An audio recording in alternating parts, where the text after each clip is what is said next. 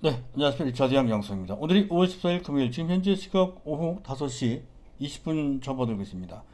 자, 어제까지만 하더라도 화, 수, 목 3일간 지수가 급락하면서 분위기가 상당히 안 좋았었죠.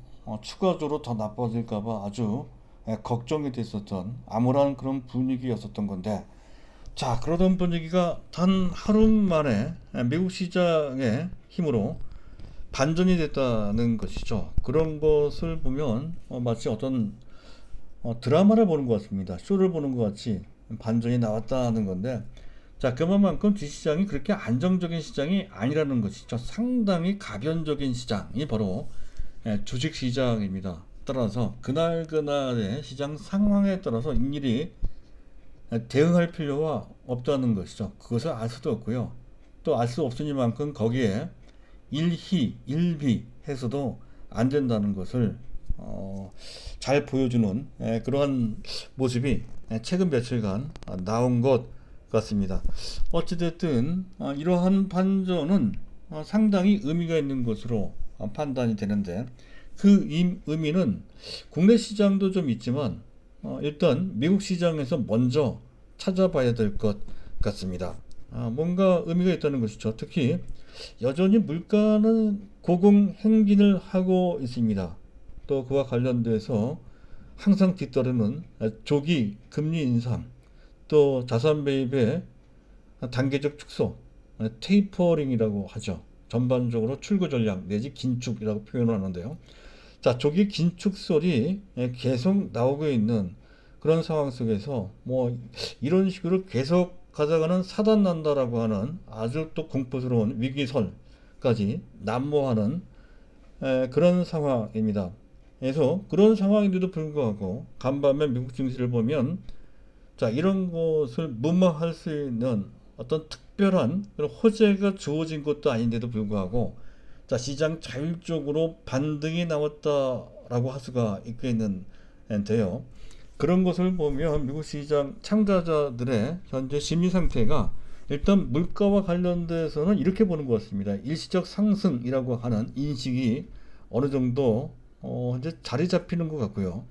또 어느 정도 높은 물가에 대한 상당한 적응력 내지 내성을 형성한 것으로 그렇게 판단이 됩니다. 그리고 가장 중요한 것은 어떤 환경이더라도 미국 정부나 또는 미국 연준이 내세우고 있는 정책과 관련된 상당한 신뢰를 하고 있는 것이다. 그렇게 이제 판단이 됩니다. 그렇다고 한다면 아직까지는 다소 조심스럽긴 하나 전반적인 상황은 단기적이고 매우 심리적이었던 현재 조정 구간을 벗어나서 다시 상승 구간으로 전환되는, 즉 강세장으로 복귀하는 그런 상태가 아닌가, 그렇게 판단이 돼요.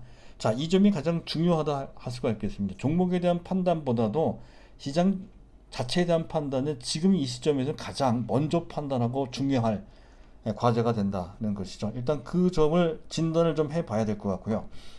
자, 두 번째는, 자, 우리나라 정부에서 결국에는 반드시 그렇게 해야 되는 그런 상황이기도 했는데, 어찌됐든 K 반도체 벨트 구상을 내놨죠.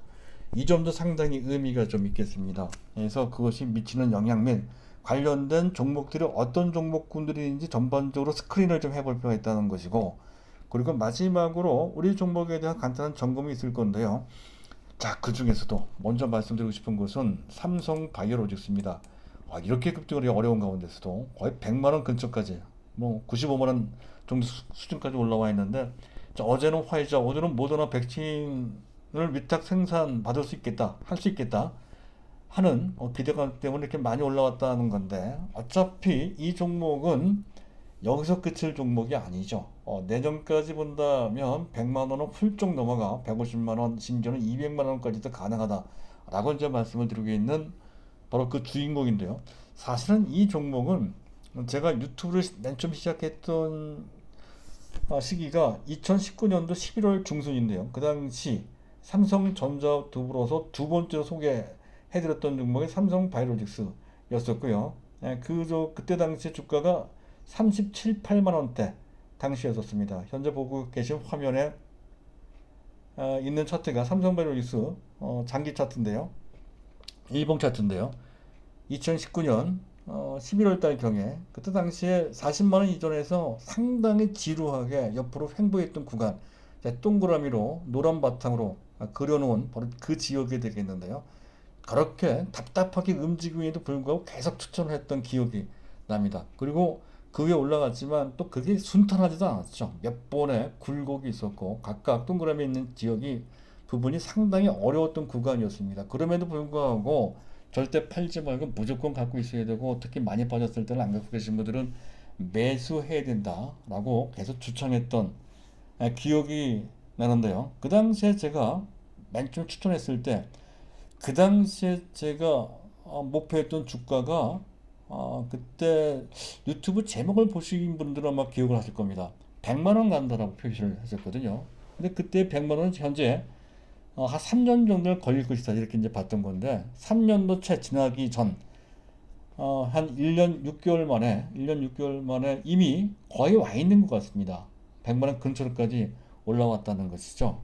그런데 여기서 끝날 종목이 아니니 우리 목표 주가 1차 목표 주가까지 왔지만 팔지 말고 계속 갖고 있고자 이렇게 말씀을 드리는 거고요. 또 한 가지 말씀을 드리고 싶은 것은, 자, 이 삼성바이오로직스 뿐만 아니라 대부분의 제 종목이 다 그런데요. 장기 정속 투자 종목들입니다. 그들 종목의 장기 정속 투자 우량주라고 해서 반드시 주가가 순탄하지는 않다는 것이죠. 삼성바이오로직스도 대단히 주가가 많이 흔들리면서 현재 이루고 있는데요. 자, 그런 고비를 다 이겨내야 된다는 거죠.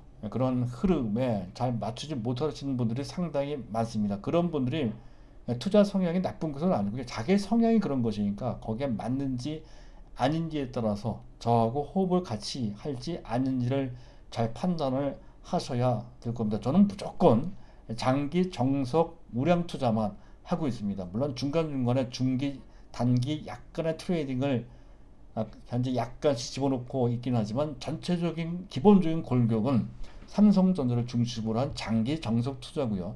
이런 흐름에 일일이 맞추지 못하시는 분들은 저하고 코드가 잘 안 맞는 겁니다. 그런데 억지로 맡길 필요 전혀 없습니다. 자기 성향에 맞는 쪽을 찾아서 정보를 활용하시는 게 좋다 하는 말씀을 드리고 싶고요. 어찌됐든 저는 그런 방향으로 계속 진행을 할 겁니다. 자, 그렇고요. 자, 그것을 바탕으로 해서 오늘 제가 말씀드릴 내용을 순서에 맞춰서 말씀드릴까 합니다. 오늘도, 자, 오늘 일단 종합지수 차트를 먼저 올려놓고요. 약간 그 기간을 좀 맞춰서 세팅을 좀 하겠습니다. 자, 그리고 이슈를 전공을 해야 되는데, 자, 미국 시장입니다. 미국 시장 반등이 나왔다는 건데, 앞에서 말씀드렸듯이 물가 문제가 계속 대두되고 있는 상황입니다. 특히 4월달 PPI 생산자 물가 지수가 간밤에 발표가 됐죠. 상당히 높습니다. 전월 대비 0.6%, 작년 동기 대비 무려 6.2%, 12년 내 최고치. 이 정도면 가공할 만한 물가 상승률이다 라고 할 수가 있겠습니다. 생산자 물가 지수는 약간 선행성을 좀 갖고 있죠. 또 향후에 발표될 내달에 발표될 소비자 물가 지수가 또 높을 것이다라는 것을 설명해 주고 있습니다. 자, 그럼에도 불구하고 이번 생산자 물가 지수의 상승에는 별다른 반응을 안 했다는 것이죠. 오히려 주가가 올라왔습니다. 자, 그래서 제가 아까 얘기했던 내성이 형성된 것이다 이렇게 이제 말씀드리고 있는 것이고요. 자, 또 한 가지 재미있는 것은 일론 머스크, 테슬라의 주인공이죠. 창업자죠. 자, 이 사람이 비트코인을 더 이상 테슬라 차량 구입에 이제 쓰이지 않게끔 하겠다. 결제수가 쓰이지 않겠다. 이런 식으로 발표를 했어요. 비트코인 입장에서 봤을 때 일종의 신뢰에 대한 배반이죠. 그래서 사기꾼이다 할 정도로까지 비판을 받고 있는 그런 분위기인데요. 하지만 전체 시장으로 봤을 때는 긍정적인 효과를 좀 낸다는 것이죠. 사실은 비트코인은 비전형 자산입니다. 그 존재 자체는 인정된다 하더라도 그에 따른 판단 기준이나 매매 기준이 없기 때문에 자연스럽게 붙을 수밖에 없는 투기 시세가 최근 들어 너무 광풍처럼 불러일으켜진다는 것 그 자체가 대단히 심각한 문제이거든요. 그래서 정부의 단속이든 또는 시장 자율적이든 어떤 특정인의 어떤 그런 이상 행동에 의해서 그렇게 됐든 간에 일단 그것이 제동된다는 것은 시장 전체의 안정성을 위해서 대단히 중요한 현상이다 라고 볼 수가 있겠습니다. 긍정적이죠. 그런 측면으로 봐야 되고요. 자, 그리고 우리 정부에서 K펀드 전략 구상, 이건 좀 이따 이제 말씀드릴 겁니다. 초대규모 투자를 유도하고 각종 혜택, 세제 지원, 그 중에서도 세액공제가 눈에 들어오고요. 어쨌든 상당히 의미가 있는 그런 내용이 되겠습니다. 자, 그리고 자, 미국 시장인데요. 10년물 국채 금리가 여전히 1.6625%, 이 정도면 높습니다. 아직까지 높아요. 안정적이 되기 위해서는 1.6% 이하로 내려와야 되고요. 보다 궁극적으로 아주 강한 상승 추세, 마음 놓고 올라갈 수 있는 그런 장세가 되기 위해서는 그 국채 금리 수준이 1.5% 이하로 내려가야 된다는 건데 아직 그 단계로까지 가지는 않았습니다. 하지만 그렇게 될 소지를 보이고 있다는 것에서 계속 추후적인 추이를 예의주시해야 될 것 같고요. 자, 달러 인덱스는 별 변동이 없습니다. WT, 원달러 환율은 이런 정도라면 조금 많이 내려왔으면 좋겠는데 그렇지는 않았습니다. 간신히 70전 정도 내려와서 1128원 정도 됐다는 건데 눈치를 보는 것 같습니다. 과연 시장이 안정돼 가고 있는 것인지를 외환시장 참가자들은 아직은 좀 의심을 하고 있는 그런 상태다 하는 점을 설명하고 있고요. 자, 수급을 잠깐 보도록 하겠습니다. 수급은 자막을 지워놓고 보도록 하죠. 자, 일단 외국인과 개인들의 대결, 이 구도는 오늘까지 3거래일 연속 진행되고 있는 구도라는 것이고요. 그 3거래일 동안 기관은 관망을 하고 있다는 건데 이게 나쁘지 않은 것 같아요. 기관이 외국인 매도에 동참해서 같이 쌍끌이로 매도하는 것이 가장 안 좋은 구도인데 일단 그 구도를 벗어났다는 것에서 의미를 찾을 수가 있을 것 같고요. 자, 그리고 연기금이 순매수를 했죠. 근데 장중에는 삼성전자를 순매수하기도 했는데 하지만 막판에 순매도를 해서 그래서 전체적으로 연기금은 두 달 내내 계속 순매도하고 있는 삼성전자에 대해서 그런 모습인데 하지만 보고 계신 화면에 오른쪽 상단에 있는 그래프가 삼성전자에 대한 연기금, 국민연금이죠. 국민연금의 매매 동향을 일별로 그린 그래프인데요. 매도 규모가 상당히 줄었다는 것을 알 수가 있습니다. 상황에 따라서는 아마도 조만간에 삼성전자에 대한 순매수가 나올 수도 있는 국면이라는 건데 그것은 연기금뿐만이 아니고 주변에 지금 어디입니까? 투신은 오늘 순매수했네요. 보험이나 이쪽 그리고 더 나아가서 금융투자까지 순매수할 수 있는 환경과 맞닿아 있다는 것이죠. 거기에 외국인까지 가세를 하게 되는 경우에는 그때부터는 삼성전자가 시장을 주도하는 지수 상승 장세가 될 것인데 아직은 거기까지 가지 못하고 있는 이른바 젖은 장작 상태라는 것이죠. 자, 그렇게 이제 보시면 되고요. 자, 그리고 이제 베이시스를 잠깐 볼 필요가 있다는 건데 베이시스는 현재 마이너스 0.32입니다. 마이너스 0.32. 이번 주 현재 그저까지 포함해서 베이시스가 상당히 불안해서 한때 마이너스 1까지 떨어졌던 것에 비해서는 역베이시스 마이너스의 폭이 많이 줄긴 줄었는데 하지만 여전히 마이너스권 즉 백워데이션 상태 이것만 본다라고 했을 때 이미 공매도가 재개됨에 따라 지수 왜곡 현상은 해소됐으니 지금의 베이시스가 마이너스권이라고 하는 것은 아직까지는 실질적으로 조정 국면이다 하는 점을 보여준다는 거죠. 아직 확실하게 반전된 그런 상태는 아닌 외국인 입장에서 봤을 때에는 다소 의심스러운 여전히 조정 국면으로 보는 그런 장세라고 하는 것인데 이 점에 대해서는 우리가 깡그리다 무시할 수는 없습니다. 약간 이런 식으로 반등이 나왔을 뿐 전반적으로 다시 조정을 받을 수 있는 그럴 가능성도 어느 정도 남아있음을 보여주는 그런 신호 정도로 보면 되는데 그래도 최근에 비해서 그 마이너스 폭을 많이 좁혔다는 것에서 긍정적인 측면도 같이 담겨져 있다 이런 정도로 보시면 될 것 같습니다. 자, 여기까지. 자, 그리고 두 번째 주제로 넘어가도록 하죠.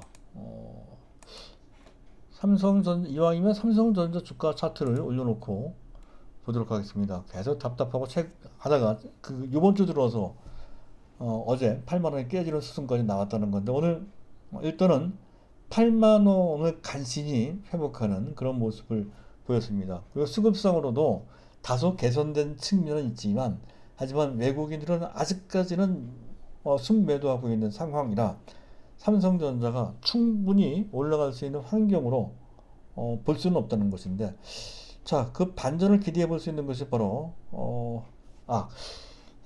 K반도체와 관련된 전략, 그 전에 조정 끝 강세장 전환이 됐는지 그것부터 따져볼 필요가 있겠네요. 일단 부정적인 측면은 지금 계속 미국에서 나오는 얘기, 국내에서도 나옵니다. 물가 문제, 또 초대 규모의 재정 적자. 작년 한 해 미국의 정부는 3조 2천억 정도에 달하는, 평상적으로 봤을 때 평상년에 거의 6배 수준입니다. 그런 정도 초대 규모의 재정 적자가 있었다는 것이고, 국가 부채가 거의 130%까지 올라가 있는 상태죠. 부채 비율이 말이죠. 그리고 또 각계 자산들, 주식뿐만 아니라 부동산까지 다 고평가되어 있다라고 하는 그런 지적에다가 달러 가치는 추세적으로 내려갈 수밖에 없더라고 하는 것, 이런 것 때문에 뭔가 문제가 있어도 큰 문제가 있고 이게 방치가 되면 사단 난다라고 하는 위기론입니다. 과잉 유동성이 많아도 너무 많다는 것이죠. 이런데도 불구하고 정부는 수수방관하고 있다라고 하는 비평론이 되겠습니다. 그러니까 분명히 현재 그런 리스크가 있긴 있습니다. 그리고 여전히 국채 금리는 1.6% 후반대 높은 상태고요. 또 아직까지는 국내 시장 보면 여전히 순매도고 역베이시스고 대규모 프로그램 매도가 쏟아지고 있는 상태이기도 하죠. 이런 것들은 아직까지는 우리가 상황을 낙관할 수 없는 부정적인 그런 신호로 봐야 되고, 이 부분은 어느 정도 경계를 해야 된다는 건데, 하지만 긍정적인 변화도 많이 생겼어요. 일단 고물가에 대한 인식 변화, 앞에서 말씀을 드렸었죠. 그리고 기관이 현재 그 전에 보통의 약세장일 경우에는 외국인들의 그런 포지션 따라 같이 움직이는 측면이 상당히 강합니다. 그래서 쌍끌이 순매도로 하는 그런 모습이 자주 나타났는데요. 최근 3일 동안은 안 그랬어요. 일단 관망하는 분위기면 뭔가 시장이 반전될 수 있다는 것을 보고 눈치를 보고 있는 그런 상황이라는 것이고, 연기금도 좀 약간은 그런 측면, 눈치를 보는, 뭔가 반전의 계기를 찾는 듯한 그런 인상이 짙다는 것이죠. 그리고 역배시세가 축소됐다고 앞에서 말씀드렸었고, 그리고 외국인이 대규모 프로그램 매도에도 불구하고 오늘 프로그램 매도 규모가 제법 됩니다. 4천억 정도. 잠깐 보도록 하죠. 프로그램 매도가 약 4천억 정도 쏟아진 바 있습니다. 4,330억인데요. 그 중에 B차익 프로그램 매도 4천억 정도 됩니다. 보통 B차익 매도가 나오면 거기에는 당연히 삼성전자가 상당히 중요한 매도 대상이 된다는 건데요. 오늘 외국인들의 삼성전자의 매도는 상당히 제한되어 있다는 것이죠. 현재 보고 계신 화면에 오른쪽 끝에 있는 아주 짧은 막대 그래프가 오늘 삼성전자에 대한 외국인들의 매도 규모를 표시하는 그런 막대라고 볼 수가 있겠습니다. 굉장히 작죠. 프로그램 매도가 쏟아졌음에도 불구하고, 그 얘기는 프로그램 매도에 삼성전자 들어가 있긴 하지만 다른 측면에서의 매수가 들어와서 상쇄가 되는 바람에 이렇게 집계가 됐다는 거죠. 그래서 이 부분은 상당히 긍정적인 어떤 시그널로 볼 수 있다는 그런 내용이 되겠습니다. 경우에 따라서 아주 시원스럽게 쭉쭉 올라오는 상황은 아니겠지만 약간 시간이 걸리더라도 다시 8만원대에서 8만 5천원대 회복을 하고, 그러면서 시간이 가면 갈수록 그 탄력이 강해지는 이른바 마른 장작 효과가 나오는 단계로 갈 수 있는 이런 계기가 주어진 것으로 볼 수가 있겠습니다. 자, 그리고 시장 판도를 잠깐 보면 이런 측면도 있죠. 시장 판도를 보면 그 전에 시장을 선도했던 현재 철강주들, 특히 해운주가 상당히 좋았는데, 해운주들이 우리 주가는 폭락하는데 혼자 올라가는 등 시장의 대안으로 떠오른 바 뜨거운 감자로 떠오른 바 있었고요. 뭐 그 정도까지는 아니지만 현재 뭐 오뚜기나 또는 뭡니까 삼양식품이나 국내 유통주가 되겠습니다. 롯데, 하이마트나 이런 종목들이 일종의 지수 방어주 성격으로 한때 부각된 측면이 있었습니다만 이들 종목이 마치 약속이나 한 것처럼 일제히 떨어졌습니다.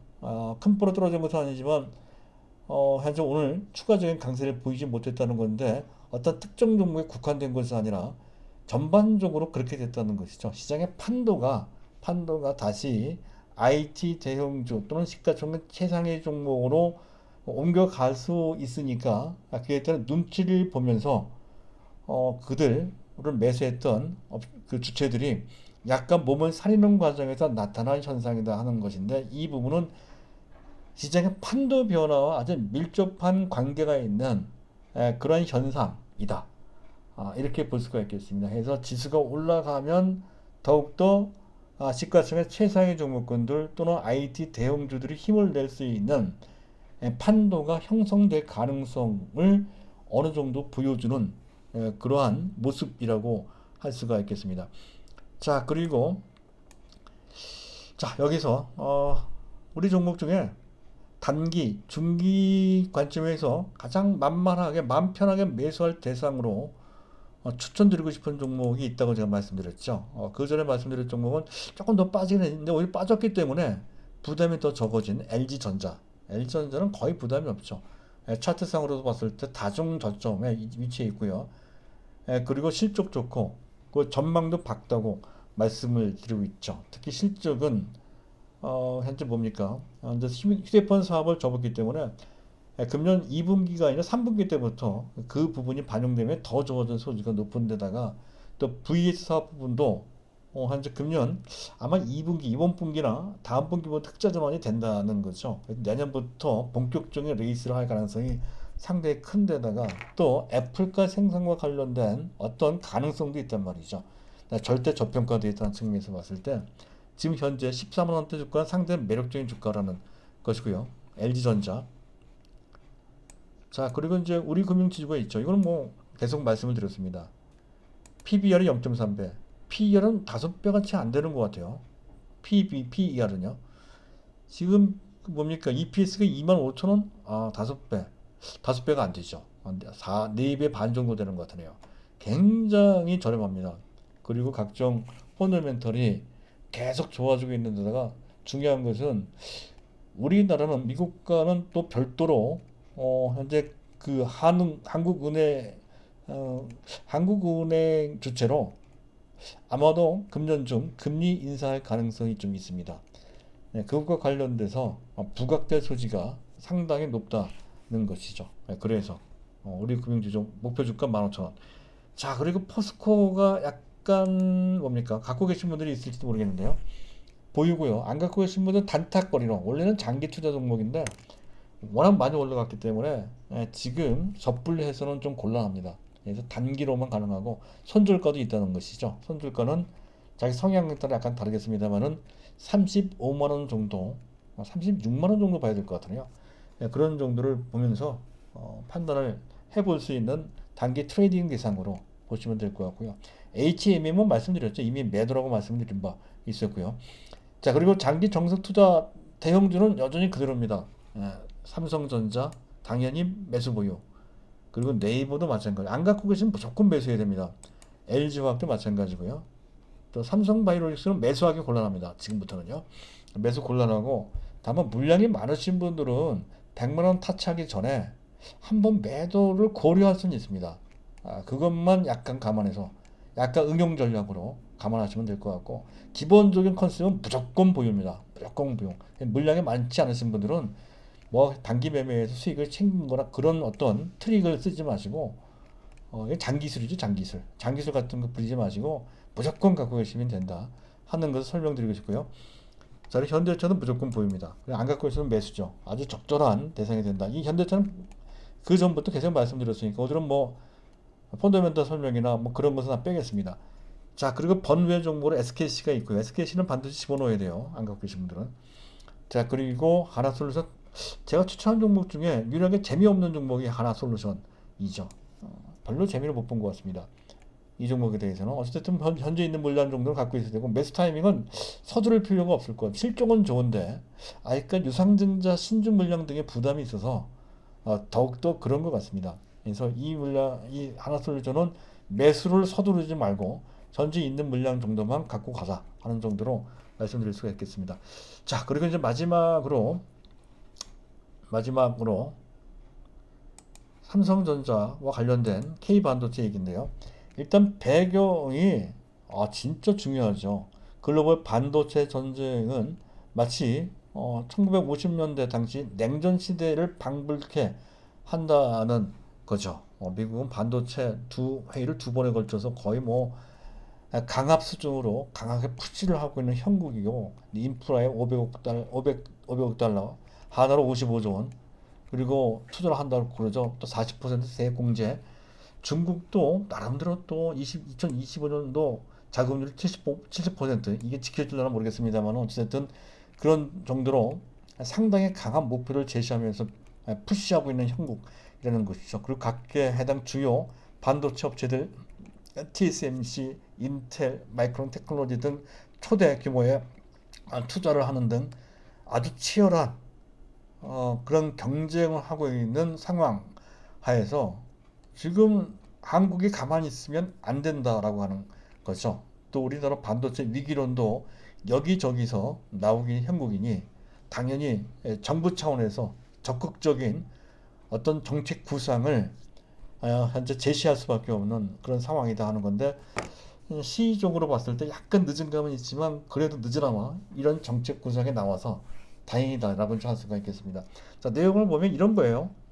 일단 우리나라 전체 한반도 남한 땅이죠. 오늘 그림을 그려놓고 봤을 때 K자 형태로, 또 코리아에 또 K도 있으니까 그런 식으로 벨트를 만든다는 것이죠. K자형 벨트를 조성한다는 내용이 있고, 그리고 대폭적인 규제 완화 및 특별히 좋은 것은 세액공제, 최대 R&D 같은 경우 시설 투자는 40%, R&D는 50% 세액공제를 해준다라고 하는 그런 구상이 나왔고요.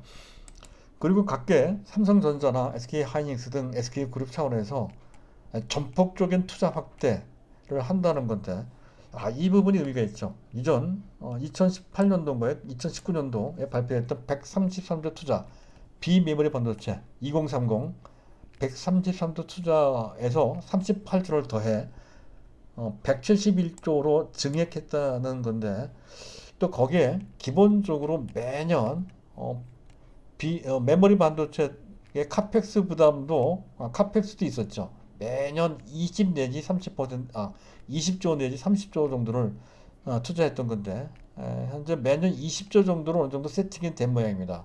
10년간 따지면 200조가 되고 해서 171조 더하기 200조 더하면 371조가 된다는 거죠. 어마어마한 자금이 투여된다라고 보시면 될 것 같고요. SK그룹도 230조예요. 그리고 그중 가장 역점을 두는 사업이 뭐 어딥니까? 그 이천이나 뭐 이쪽 그 생산 라인도 중요하겠지만, 일단 파운드리 쪽에 상당히 초점을 맞췄다 하는 것에 의미를 둘 수가 있겠습니다. 그렇게 해서 어쨌든 SK그룹 전체 차원에서 230조 원 정도를 10년에 걸쳐서 투자하겠다라고 하는 그러한 미래 비전을 제시를 했습니다. 그런 것 등이 의미가 있다는 것이죠. 의미는 일단 국가적 차원에서 반도체 경쟁력을 강화시킨다는 아주 상투적인 얘기고요. 또 한 가지 중요한 것은 D램에 편중되어 있던 것을 칩 설계, 팹이라고 하죠. 팹과 그리고 파운드리 쪽을 라인을 더 강화시켜서 명실공히 IDM 종합 반도체 업체를 IDM이라고 합니다. 그 역량을 더 키워서 전체적으로 봤을 때도 종합 반도체 강국이 되고자 하는 그림을 정부 차원에서 제시했다, 이렇게 이제 보시면 되겠습니다. 상당히 추상적이라고 해서 현재 그 무시해서는 안 된다는 것이죠. 추가적으로 장기적으로 상당히 큰 긍정적인 영향을 받는다 하는 관점으로 보시면 될 것 같습니다. 어쨌든 그를 통해서 현재 삼성전자나 SK하이닉스는 D램에 편중되어 있던 사업 구성에서 이른바 종합 반도체 업체로 부상하는 계기가 주어지고 있다라고 보시면 되고요. 가장 대표적인 IDM 업체는 인텔이죠, 인텔. 인텔 외에는 거의 없습니다. 우리나라에서는 삼성전자가 반쯤은 쫓아가는데 미완성이고요. 하지만 시스템 반도체가 부강됨에 따라 인텔을 능가하는 종합 반도체 업체로 부상할 수 있는 계기가 정부의 구상대로 현재 만들어진 것이다. 그렇게 보시면 되겠고요. 자, 여기와 관련된 수혜주는 반도체 장비주죠. 증착 장비, 식각 장비 업체들 뭐 유명한 종목들입니다. 테스트 있고요.